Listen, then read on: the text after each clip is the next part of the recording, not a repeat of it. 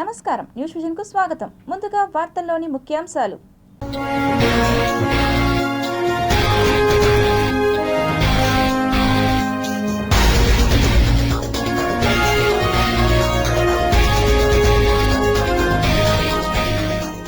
ఇజ్రాయెల్ను భయపెడుతున్న cluster బాంబులు గుర్తించి నిర్వీర్యం చేయడం పెద్ద సవాల్.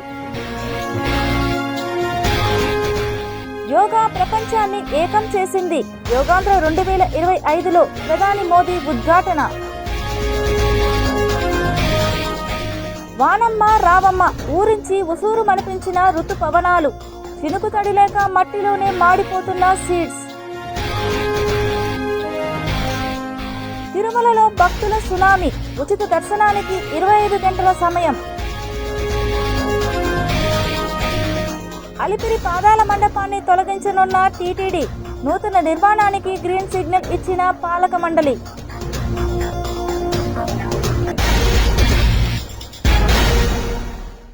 అంతర్జాతీయ యోగా దినోత్సవాన్ని ఘనంగా జరుపుకున్నారు.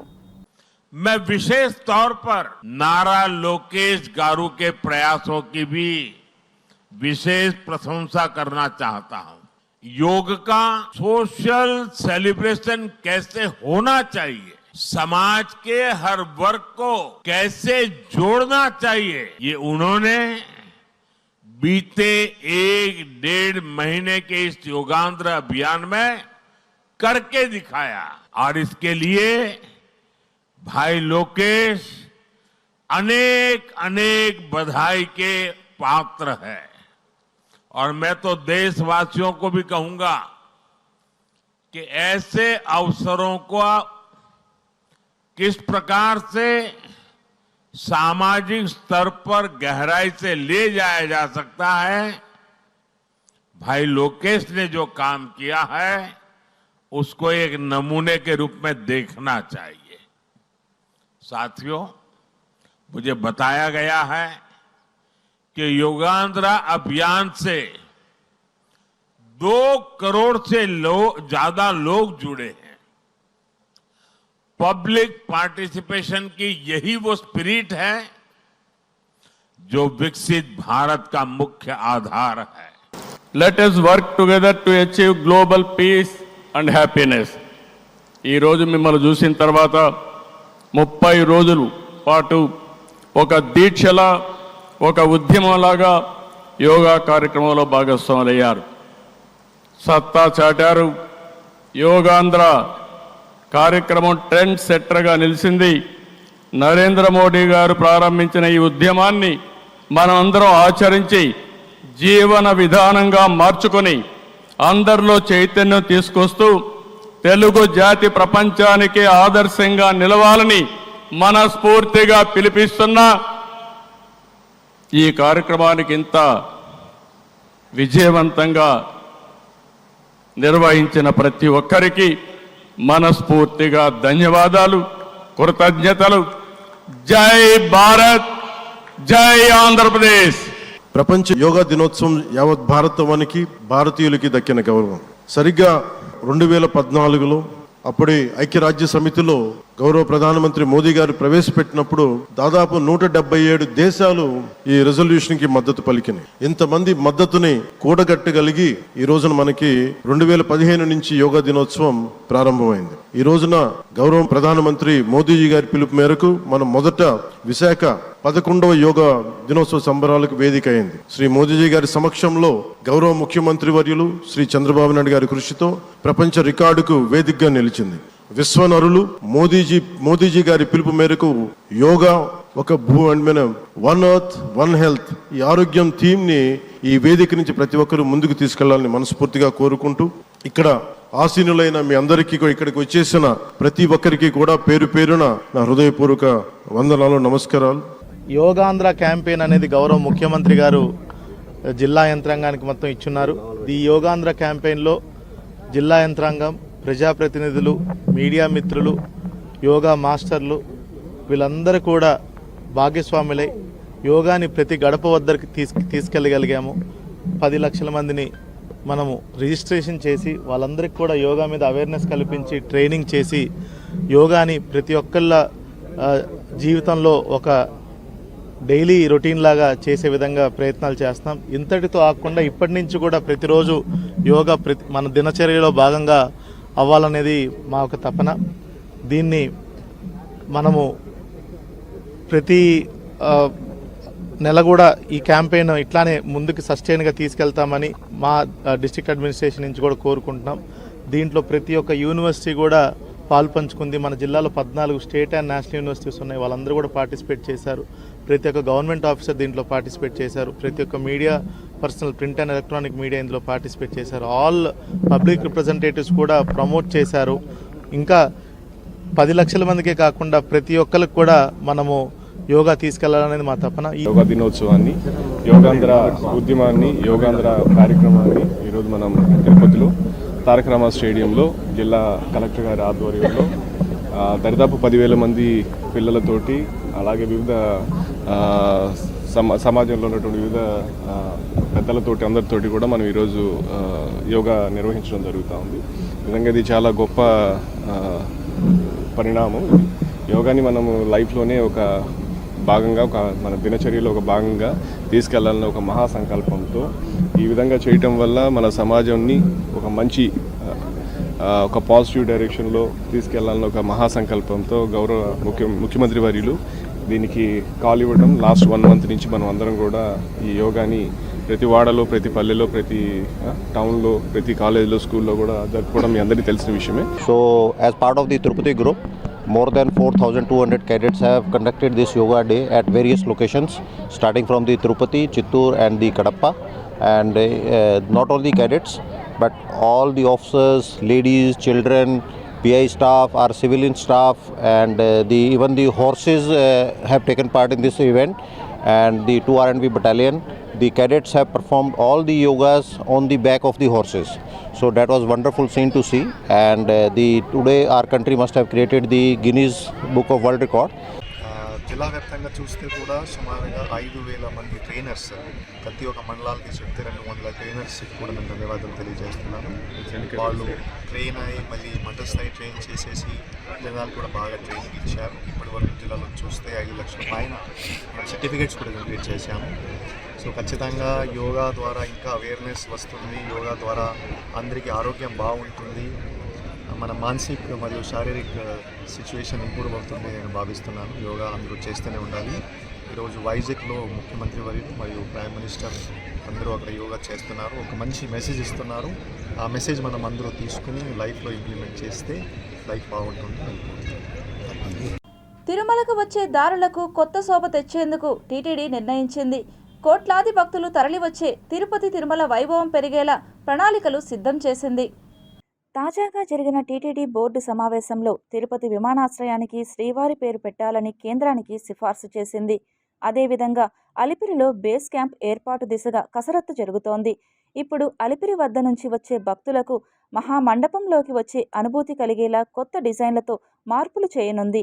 ఈ మేరకు బాధ్యతలను బోర్డు సభ్యుడు ఆర్కిటెక్ట్ ఆనందసాయికి బాధ్యత అప్పగించారు. తిరుపతి విమానాశ్రయం, అలిపిరి ఆర్చ్కు కొత్త రూపు వచ్చేలా ప్రణాళికలు సిద్ధం చేస్తున్నారు. తిరుమల ఐకానిక్గా ఆధ్యాత్మిక శోభను తీసుకువచ్చేందుకు టీటీడీ నిర్ణయం తీసుకుంది. దీంతో వాటి డిజైన్లలో art director, temple architect, TTD board సభ్యుడు ఆనందసాయి బాధ్యత తీసుకున్నారు. నిత్యం వేలాది మంది ప్రయాణికులతో రద్దీగా ఉండే తిరుపతి విమానాశ్రయంలో తిరుమల శోభ ఉండేలా మార్పులకు శ్రీకారం చుట్టారు. దీంతో తొలి ప్రాధాన్యతగా తిరుపతి ఎయిర్పోర్టుకు శ్రీ వెంకటేశ్వర ఇంటర్నేషనల్ ఎయిర్పోర్టుగా పేరు పెట్టాలని తీర్మానం చేసి కేంద్ర విమానయాన శాఖకు ప్రతిపాదన పంపాలని నిర్ణయించారు. అలాగే బోర్డు సభ్యుడు ఆనంద్ సాయి ప్రతిపాదన మేరకు ఎయిర్పోర్టును పూర్తి స్థాయిలో శ్రీ వెంకటేశ్వర స్వామి ఆలయ వైభవంతో ఆధ్యాత్మిక వాతావరణం ఉండేలా తీర్చిదిద్దాలని నిర్ణయించారు. అదేవిధంగా అలిపిరి గరుడా సర్కిల్లోని ఆర్చిని కూడా ఆధునీకరించాలని నిర్ణయించారు. ఇందులో భాగంగానే యాదాద్రి ఆలయ పునర్నిర్మాణం, శంషాబాద్ సమీపంలోని రామానుజాచార్యుల ఆశ్రమ రూపకల్పనలో కీలక పాత్ర పోషించిన ఆనందసాయికే ఈ బాధ్యత అప్పగించారు. తన ప్రణాళికలపైన ఆనందసాయి స్పందించారు. కొద్ది నెలల క్రితం డిప్యూటీ సీఎం పవన్ కళ్యాణ్తో పాటు కాలినడకన తిరుమలకు వచ్చిన సందర్భంలో అలిపిరి నుంచి శ్రీవారి ఆలయం వరకు చేపట్టాల్సిన అభివృద్ధి, ఆధ్యాత్మిక వాతావరణంపై చర్చించుకున్నట్లు చెప్పారు. ఓ మహామండపంలోకి ప్రవేశిస్తున్నామనే భావన భక్తులందరికీ కలిగేలా అలిపిరి ఆర్చ్ని డిజైన్ చేసేలా ప్రయత్నిస్తున్నట్లు వెల్లడించారు. ప్రస్తుతం ఇండోనేషియా తరహాలో ఉన్న ఎయిర్పోర్ట్ను కూడా తిరుమల క్షేత్రం భావన కలిగేలా తీర్చిదిద్దాలని ప్లాన్ చేస్తున్నామన్నారు. ఇప్పటికే నా మదిలో ఒక డిజైన్ సిద్ధం చేసినట్లు చెప్పారు. బోర్డు పవన్ చంద్రబాబుతో చర్చించి ఆమోదిస్తామని ఆనంద్ సాయి చెప్పుకొచ్చారు. ఇది మొదలైతే తిరుమల భక్తులకు కొత్త అనుభూతి కలగనుంది. తిరుమలలో భక్తుల రద్దీ కొనసాగుతుంది. వీకెండ్ కావడంతో తిరుమల కొండకు భక్తులు పోటెత్తారు. తిరుమల గిరులు గోవిందనామ స్మరణతో మారుమోగుతున్నాయి. భక్తులు భారీగా తరలి రావడంతో ఉచిత సర్వదర్శనానికి సుమారు 25 గంటల సమయం పడుతుంది. తిరుమలలో భక్తుల తాకిడి బాగా పెరిగింది. క్యూలైన్ల బయట 4 కిలోమీటర్ల మేర భక్తులు బారులు తీరారు. సాధారణంగా శుక్ర, శని, ఆదివారాలు తిరుమలలో భక్తుల రద్దీ ఎక్కువగా ఉంటుంది. వేసవి సెలవులు ముగిసిన నెల రోజులుగా భక్తుల రద్దీ ఏమాత్రం తగ్గడం లేదు. భక్తుల రద్దీ ఎక్కువగా ఉండడంతో భక్తులు ఇబ్బంది పడకుండా టీటీడీ అధికారులు అన్ని ఏర్పాట్లు చేసింది. భక్తులకు అందుతున్న సౌకర్యాలను టీటీడీ అదనపు ఈవో వెంకయ్య చౌదరి నిరంతరం పర్యవేక్షిస్తున్నారు. క్యూలైన్ల దగ్గర 14 ప్రదేశాల్లో అన్నప్రసాద కౌంటర్లను ఏర్పాటు చేశారు. భక్తులకు మజ్జిగ, మంచినీరు, అన్నప్రసాదాలను శ్రీవారి సేవకుల ద్వారా నిరంతరం పంపిణీ చేస్తున్నారు. వైకుంఠంలోని అన్ని కంపార్ట్మెంట్లు నిండి బయట శిలాతోరణం వరకు భక్తులు క్యూలైన్లలో వేచి ఉన్నారు. దీంతో ఉచిత సర్వదర్శనానికి సుమారు 25 గంటలు పడుతోంది. టైం స్లాట్ దర్శనానికి సుమారు 7 గంటలు, 300 రూపాయల ప్రత్యేక ప్రవేశ దర్శనానికి 6 గంటల సమయం పడుతోంది. శుక్రవారం తిరుమల శ్రీవారిని 76,181 మంది భక్తులు దర్శించుకున్నారు. వీరిలో 33,874 మంది భక్తులు తమ తల నీలాలను సమర్పించి మొక్కులు చెల్లించుకున్నారు. తిరుమల శ్రీవారి హుండీ ఆదాయం 4.88 కోట్ల రూపాయలు వచ్చినట్లు టీటీడీ అధికారులు వెల్లడించారు. రోహిణీ కార్తెలో ముందస్తుగా మురిపించిన వానలు ఇప్పుడు పత్తా లేకుండా పోయాయి. 10 రోజుల ముందుగానే నైరుతి రుతుపవనాలు రాష్ట్రంలోకి వచ్చిన మరో 2 రోజుల్లో ఆరుద్ర కార్తెలోకి ప్రవేశిస్తున్న చినుకు జాడలేదు. వ్యవసాయానికి అదును దాటుతున్న భూమిలో పదును లేక రైతులు విత్తనాలు నాటలేకపోతున్నారు. ముందస్తు వర్షాలను నమ్మి పత్తి, పెసర, మక్క విత్తనాలు నాటిన రైతులు ఎండలతో ఇప్పుడవి మాడిపోతాయేమోనని బుగులు పడుతున్నారు. కాలం కంటే ముందే కురిసిన వర్షాలు ఊరించి ఉసూరు మంపించాయని ఆవేదన చెందుతున్నారు. కాలం అవుతుందనే నమ్మకంతో దుక్కులు సిద్ధం చేసుకున్న రైతులు వాన ఎప్పుడు పడుతుందా అని మొగులు దిక్కు చూస్తున్నారు. పలుచోట్ల వర్షాల కోసం కప్పతల్లి ఆటలు ఆడుతున్నారు. రాష్ట్ర వ్యాప్తంగా గత 20 రోజుల్లో కురవాల్సిన సాధారణ వర్షపాతం కన్నా 41% లోటు వర్షపాతం నమోదవడం ఆందోళన కలిగిస్తున్నది. కాగా రైతులు ఆందోళన చెందాల్సిన అవసరం లేదని, జూలై మొదటి వారం కల్లా విత్తనాలు వేసుకోవచ్చని వ్యవసాయాధికారులు చెబుతున్నారు. రాష్ట్రంలో 2 వారాలుగా ఆశించిన స్థాయిలో వానలు కురవడం లేదు. రుతుపవనాల కదలిక మందగించడంతో అడపాదడపా తేలికపాటి వర్షాలు తప్పితే భారీ వర్షాలు పడటం లేదు. ఈ నెల 1వ తేదీ నుంచి 20 వరకు రాష్ట్ర వ్యాప్తంగా 15 జిల్లాల్లో 41% లోటు వర్షపాతం నమోదైంది. 10 జిల్లాల్లో వర్షాభావ పరిస్థితి నెలకొన్నది. రాష్ట్ర వ్యాప్తంగా 20 రోజుల్లో 83.5 మిల్లీమీటర్ల సాధారణ వర్షపాతం కురవాల్సి ఉండగా 49.84 మిల్లీమీటర్ల వర్షపాతం మాత్రమే నమోదైంది. రాష్ట్రంలో మెజార్టీ జిల్లాల్లో కరువు ఛాయలు కనిపిస్తున్నాయి. ఇప్పటికే పత్తి విత్తనాలు మొలకెత్తిన చోట్ల ఆ మొలకలు ఎండిపోకుండా రైతులు నీళ్లు పోసి కాపాడుకునే ప్రయత్నం చేస్తున్నారు. స్ప్రింక్లర్లు తెచ్చి నీటి తడులు అందిస్తున్నారు. బావుల్లో నీళ్లు కూడా అడుగంటడంతో ఆ తడులకు కష్టమవుతున్నదని ఆవేదన వ్యక్తం చేస్తున్నారు. మబ్బులు కమ్ముకుంటున్న వర్షాల జాడ లేదని, అప్పుడప్పుడు ఎండ కూడా దంచుతుండడంతో మొలకలు వాడుతున్నాయని చెప్తున్నారు. రాబోయే 4-5 రోజుల్లో వాన పడకుంటే మొలకలన్నీ ఎండిపోతాయని, అప్పుడు పెట్టుబడులకు మునుగుతామని వాపోతున్నారు. వాస్తవానికి ఈసారి వర్షాలు ఎక్కువగా ఉంటాయని వాతావరణ శాఖ ముందుగా అంచనా వేసినప్పటికీ ఆ అంచనాలు తల్లకిందులయ్యాయి. వచ్చే 6 రోజుల్లో కూడా భారీ వర్షాలు కురిసే అవకాశం లేదని, జూన్ చివరలో లేదా జూలై ఫస్ట్ వీక్లో భారీ నుంచి అతి భారీ వర్షాలు కురిసే అవకాశం ఉందని చెప్తుండడంతో రైతుల్లో తీవ్ర ఆందోళన నెలకొన్నది.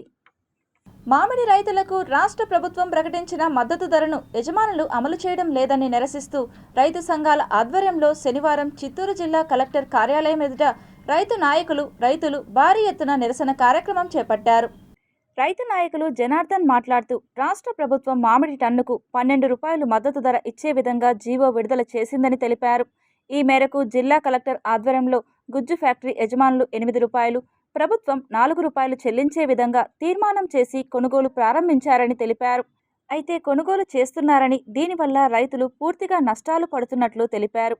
పెట్టిన పెట్టుబడి రాక 50,000 మంది రైతులు జిల్లాల్లో తీవ్ర ఇబ్బందులు ఎదుర్కొంటున్నారని, వెంటనే ప్రభుత్వం గుజ్జు ఫ్యాక్టరీ యజమానులు ర్యాంపర్లపైన చర్యలు తీసుకోవాలని డిమాండ్ చేశారు. ఈ కార్యక్రమంలో రైతు నాయకులు మునిరత్న నాయుడు, ఆరాధన నాయుడు, రైతు నాయకులు తదితరులు పాల్గొన్నారు.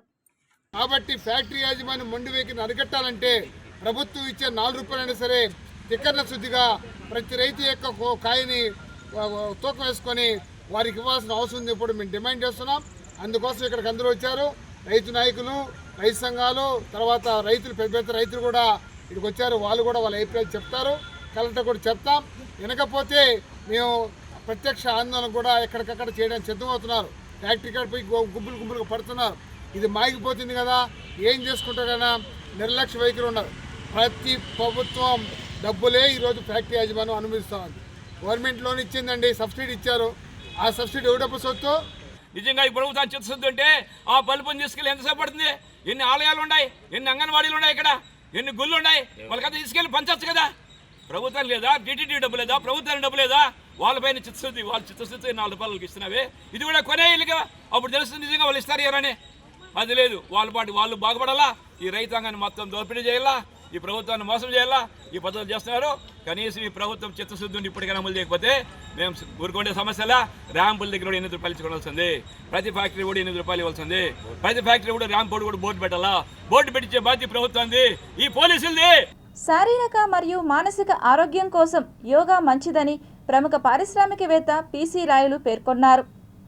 తిరుపతి తిరుచానూరు సమీపంలోని శిల్పారామంలో వాకర్స్తో పాటు ప్రముఖ పారిశ్రామికవేత్త పిసి రాయులు పాల్గొని అంతర్జాతీయ యోగా దినోత్సవంను ఘనంగా నిర్వహించారు.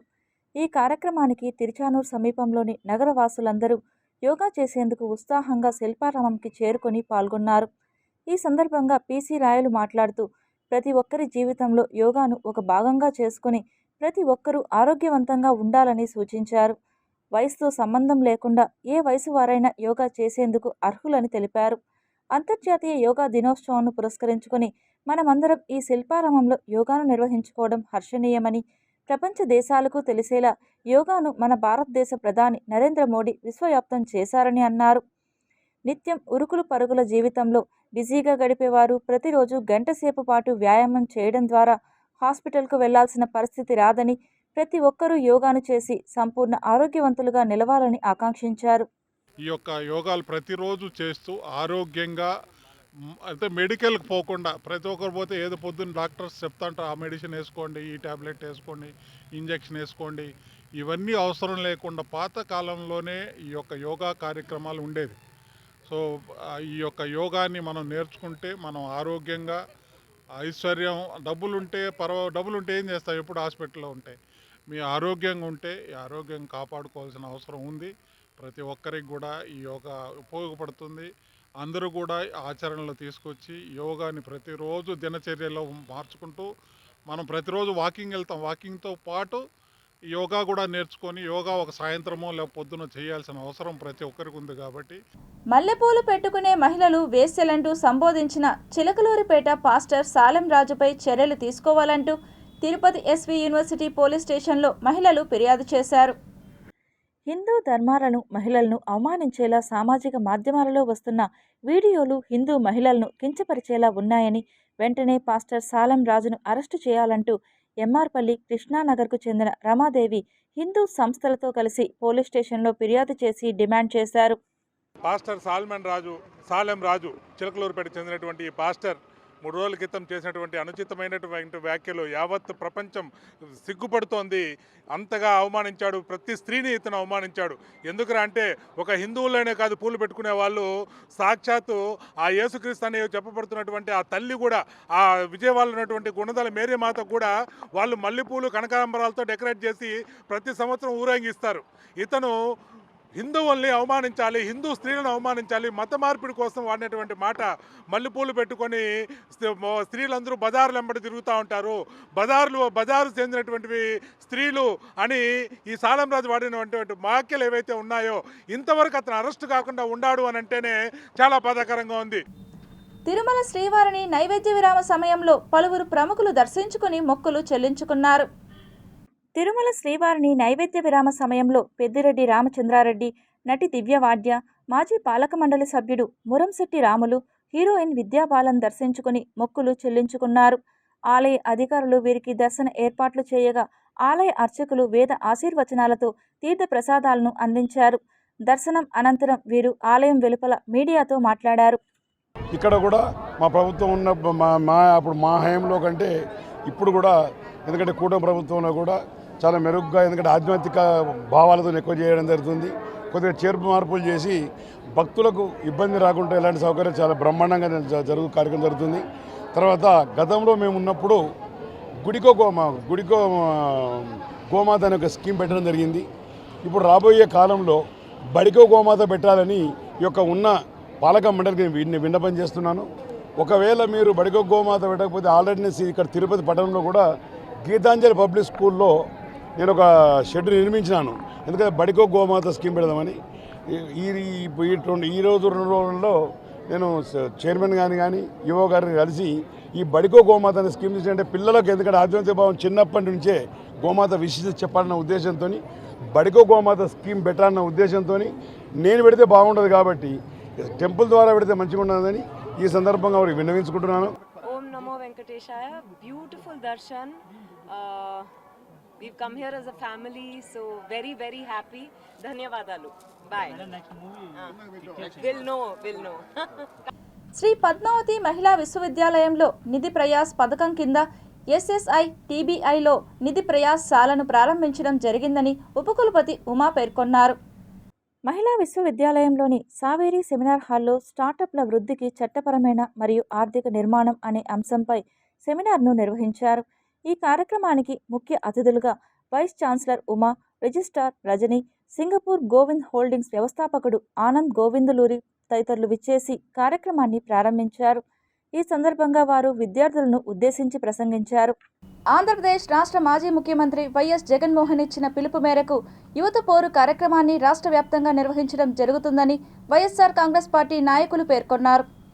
ఏదైతే ఈ కూటమి ప్రభుత్వం విద్యార్థులకు, యువకులకు ఏదైతే ఎన్నికల ముందు హామీలను ఇచ్చి ఈరోజు సంవత్సర కాలం గడుస్తున్నా కూడా వాటిని నెరవేర్చకుండా విద్యార్థులను కానీ యువతను కానీ ఏ విధంగా మోసం చేస్తుందో దానిపైన పెద్ద ఎత్తున వైఎస్ఆర్ కాంగ్రెస్ పార్టీ ప్రతి జిల్లాల కలెక్టరేట్ వద్ద పెద్ద ఎత్తున నిరసన కార్యక్రమం చేపట్టి కలెక్టర్ గారికి వినతి పత్రం ఇచ్చేటువంటి కార్యక్రమం చేపడుతున్నాం. తిరుపతిలో జూలై 6న నిర్వహించే బీసీల ఆత్మగౌరవ సభను జయప్రదం చేయాలని బీసీ సంక్షేమ సంఘం జిల్లా అధ్యక్షులు నారాయణ గౌడ్ తెలిపారు. తిరుపతి ఓ ప్రైవేట్ హోటల్లో ఏర్పాటు చేసిన విలేకరుల సమావేశంలో బీసీ సంక్షేమ సంఘం నాయకులు మీడియాతో మాట్లాడుతూ జూన్ 23న జరిగే కార్యక్రమాన్ని జూలై 6వ తేదీకి వాయిదా వేయడం జరిగిందని తెలిపారు. తిరుపతిలో జరిగే ఆత్మగౌరవ సభకు రాష్ట్ర వ్యాప్తంగా తరలి రావాలని పిలుపునిచ్చారు. కూటమి ప్రభుత్వం నాయకులు బీసీల ఓట్లతో గద్దెనెక్కి బీసీల సమస్యలను పరిష్కరించడంలో రాష్ట్ర ప్రభుత్వం వైఫల్యం చెందిందని ఆగ్రహం వ్యక్తం చేశారు. భరోసా సభను ఈ నెల 22 జరగవలసిందే. కొన్ని అనివార్య కాలం వలన జూలై 6వ తారీఖున మేము మంత్రులంతా 6వ తారీఖున 5 మంది మంత్రులతో తిరుపతి ఇందిరా మైదానంతో జరుగుతుంది. అదేవిధంగా జిల్లాలో ఉన్న అన్ని కుల సంఘ నాయకులతో కూడా మేము మాట్లాడినాం. అన్ని కుల సంఘ నాయకులు కూడా పెద్ద ఎత్తున ఈ బీసీ భరోసా సభకు వస్తామని అందరూ హామీ ఇచ్చారు. ఈ సభ కనివిని ఎరిగిన రీతిలో తిరుపతిలో బీసీ రక్షణ చట్టం, బీసీలపైన ఉన్న సమస్యలు, ఎన్ని కులాలు కూడా వచ్చి మంత్రులకు వాళ్ళు ఇన్పతి పత్రాలు ఇచ్చుకోవాల్సిందిగా మేము కోరుతున్నాం. ఫస్ట్ టైం 7 రోజుల యుద్ధం తర్వాత ఇజ్రాయిల్ దేశంలో భయం కనిపించింది. ఇరాన్ ప్రయోగిస్తున్న క్లస్టర్ బాంబులతో ఆందోళన చెందుతుంది ఇజ్రాయిల్. ఇరాన్ నుంచి వచ్చిన క్లస్టర్ బాంబులు ఇజ్రాయిల్ దేశంలోని ఓ పెద్ద ఆసుపత్రిని కూల్చేశాయి. ఇది మిస్సైల్ దాడి కాదని క్లస్టర్ బాంబులు అని ఇజ్రాయిల్ చెబుతోంది. ఇరాన్ క్లస్టర్ బాంబుల ప్రయోగంపై ఇజ్రాయిల్ ఎందుకు భయపడుతుంది? ఈ క్లస్టర్ బాంబులు అంటే ఏంటి అనేది తెలుసుకుందాం. క్లస్టర్ బాంబ్స్ చాలా ప్రమాదకరం. ఓ మిస్సైల్ ఉంటుంది. ఆ మిస్సైల్లో వందల కొద్దీ చిన్న చిన్న బాంబులు ఉంటాయి. వందల సంఖ్యలో ఉండే ఈ చిన్న బాంబులను ఓ మిస్సైల్లో అమర్చుతారు. ఆ మిస్సైల్స్ను యుద్ధ విమానాల నుంచి లేదా డ్రోన్ల ద్వారా ప్రయోగిస్తారు. వాళ్ళ టార్గెట్ రీచ్ అయిన వెంటనే ఆ మిస్సైల్లోని బాంబులు వర్షం మాదిరిగా పడతాయి. దీంతో ఆ ప్రాంతం మొత్తం పేలిపోయింది. ఈ క్లస్టర్ బాంబులకు ఓ ప్రాంతం అంటూ ఏదీ ఉండదు. గాల్లో ఉన్నప్పుడే వీటిని రిలీజ్ చేయడం ద్వారా ఎక్కడ అంటే అక్కడ పడతాయి. టార్గెట్ ప్రాంతానికి కొన్ని కిలోమీటర్ల పరిధిలో పడతాయి. ఇరాన్ ఇప్పుడు ఇలాంటి క్లస్టర్ బాంబులను ప్రయోగిస్తుంది ఇజ్రాయెల్ దేశంపై. ఈ క్లస్టర్ బాంబులు చాలా డేంజర్. వీటిలో కొన్ని పేలకుండా పడి ఉంటాయి. అలాంటి వాటిని గుర్తించడం కష్టం. ఆ తర్వాత ఎప్పుడైనా ఆ బాంబులు పేలే అవకాశం కూడా ఉంటుంది. సింపుల్గా చెప్పాలంటే ఓ పెద్ద గంపలో యాపిల్ పండ్లను ఉంచి వాటిని ఓ పెద్ద అపార్ట్మెంట్ పైనుంచి విసిరేస్తే ఎలా ఉంటుంది, ఎలా కిందకు పడతాయో అలాగే మిస్సైల్ నుంచి వచ్చే చిన్న చిన్న బాంబులు అన్నమాట ఈ క్లస్టర్ బాంబులు. ఇరాన్ ఈ తరహా క్లస్టర్ బాంబులను ప్రయోగిస్తుండడంతో ఇజ్రాయెల్ భయపడుతోంది. ఆ బాంబులు చిన్నగా ఉండటం, ఎక్కడ పడ్డాయో గుర్తించడం కష్టంగా మారుతుంది. పేలకుండా ఉన్న బాంబులను గుర్తించి నిర్వీర్యం చేయడం అనే పెద్ద సవాల్ కూడా. మొదటి రెండో ప్రపంచ యుద్ధంగా ఈ క్లస్టర్ బాంబులను పెద్ద సంఖ్యలో ఉపయోగించాయి అన్ని దేశాలు. దీనివల్లే కోట్ల మంది సైనికులు, జనం చనిపోయారు. దీంతో ఈ క్లస్టర్ బాంబులను ఉపయోగించకూడదని అన్ని దేశాలు ఓ నిర్ణయానికి వచ్చాయి. ఈ క్రమంలోనే 2010లో 123 దేశాలు క్లస్టర్ బాంబుల తయారీ, వినియోగంపై సంతకం చేశాయి. సంతకం చేయని దేశాల్లో అమెరికా, రష్యా, ఉక్రెయిన్ వంటి కొన్ని దేశాలు ఉన్నాయి. ప్రపంచవ్యాప్తంగా తయారీ, నిల్వలపై నిషేధం ఉన్న క్లస్టర్ బాంబులను ఇరాన్ దేశం ఇజ్రాయెల్పై ప్రయోగిస్తుండడంతో ఈ అంశం ప్రపంచవ్యాప్తంగా చర్చనీయాంశం అయ్యింది. ఇజ్రాయెల్ దేశానికి మా సత్తా చూపిస్తాం, వదిలేది లేదంటూ ఇరాన్ అధ్యక్షుడు ఖమేనీ ప్రకటించిన 24 గంటల్లోనే క్లస్టర్ బాంబులతో విరుచుకుపడడంతో రాబోయే రోజుల్లో ఇది అణు యుద్ధానికి అయినా దారితీసే ప్రమాదం లేకపోలేదని ప్రపంచ దేశాలు భయపడుతున్నాయి. ఇప్పుడు కొన్ని సంక్షిప్త వార్తలు చూద్దాం. ప్రపంచ యోగా దినోత్సవాన్ని పురస్కరించుకుని విశాఖలో నిర్వహించిన యోగా కార్యక్రమానికి తిరుపతి నుండి యాదవ సంఘం నాయకులు అన్నా రామచంద్రయ్య, కార్పొరేటర్ అన్నా అనిత యాదవ్, శంకర్ యాదవ్ తదితరులు హాజరై యోగా కార్యక్రమంలో పాల్గొన్నారు. భారతదేశమే కాకుండా ప్రపంచ దేశాలకు యోగా విశిష్టత తెలిసేలా భారత ప్రధాని నరేంద్ర మోడీ కృషి చేయడం అభినందనీయమని పేర్కొన్నారు. యోగా ఆంధ్రప్రదేశ్లో భాగంగా వైజాగ్లో నిర్వహించిన యోగా గిన్నిస్ బుక్ రికార్డులోకి ఎక్కేందుకు ఆంధ్రప్రదేశ్ రాష్ట్ర ముఖ్యమంత్రి నారా చంద్రబాబు నాయుడు, ఉప ముఖ్యమంత్రి పవన్ కళ్యాణ్, నారా లోకేష్లు చూపిన శ్రమ ప్రజలు ఎవరూ మర్చిపోలేనిదని అన్నారు. తిరుపతి నగరం స్థానిక ఆర్సీ రోడ్లోని కార్మిక రాజ్య బీమా ఈఎస్ఐ ఆసుపత్రిలో శనివారం అంతర్జాతీయ యోగా దినోత్సవంను పురస్కరించుకొని ప్రత్యేక కార్యక్రమం నిర్వహించారు. ప్రతిరోజు కొంత సమయమైన యోగా, మెడిటేషన్ చేయడం ద్వారా ఆరోగ్యం పెరగడంతో పాటు మనసు ప్రశాంతంగా ఉంటుందని మెడికల్ సూపరింటెండెంట్ శ్యాంబాబు తెలిపారు. అలాగే డాక్టర్ సిబ్బందితో యోగ సాధన చేయించారు. ఈ కార్యక్రమంలో specialist doctor K Sridhar, RMO doctor AVS Prasad, yoga teacher Abhishek, ఆసుపత్రి డాక్టర్స్, సిబ్బంది పాల్గొన్నారు. యోగాపై మోడీని, చంద్రబాబుని ఆదర్శంగా తీసుకోవాలని 12వ డివిజన్ కార్పొరేటర్ ఎస్కే బాబు తెలిపారు. యోగాపై దేశ ప్రధానమంత్రి నరేంద్ర మోడీని, మన రాష్ట్ర ముఖ్యమంత్రి చంద్రబాబును ఆదర్శంగా తీసుకోవాలని Tirupati municipal corporation deputy mayor Mudra Narayana, corporator SK బాబు అన్నారు. యోగాను చేసి సంపూర్ణ ఆరోగ్యవంతులుగా నిలవాలని సూచించారు. యోగాంధ్ర దినోత్సవ సందర్భంగా 12వ డివిజన్లోని సచివాలయం వద్ద యోగాంధ్ర కార్యక్రమంలో deputy mayor Mudra Narayana, corporator SK Babu, Janasena నాయకులు పాల్గొన్నారు. Tirupati bullion gold jewellery and silver merchants association సమాచారం మేరకు తిరుపతి లోకల్ బులియన్ మార్కెట్లో బంగారం, వెండి ధరలు ఇలా ఉంటాయి. 24 క్యారెట్ల బంగారం 10 గ్రాముల ధర 1,08,810 రూపాయలు. 22 క్యారెట్ల బంగారం 1 గ్రాము ధర 9,206 రూపాయలు. వెండి 1 కేజీ ధర 1,09,700 రూపాయలు. రీటైల్ వెండి 1 గ్రాము ధర 112 రూపాయల 70 పైసలుగా ఉంటుంది. వార్తలు ముగించే ముందు ముఖ్యాంశాలు మరోసారి చూద్దాం.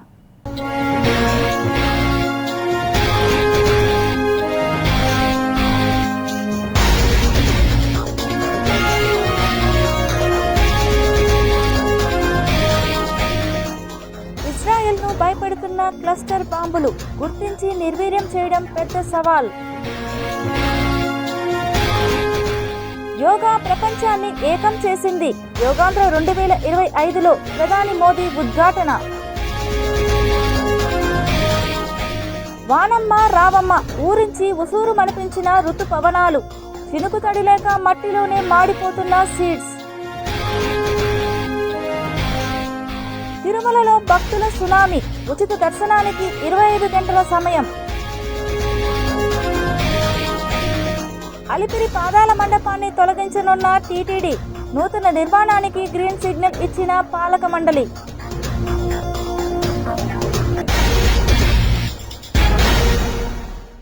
ఈ వార్తలు ఇంతటితో సమాప్తం. సమగ్ర సమాచారంతో న్యూస్ విజన్లో మళ్ళీ కలుద్దాం. అంతవరకు సెలవు, నమస్కారం.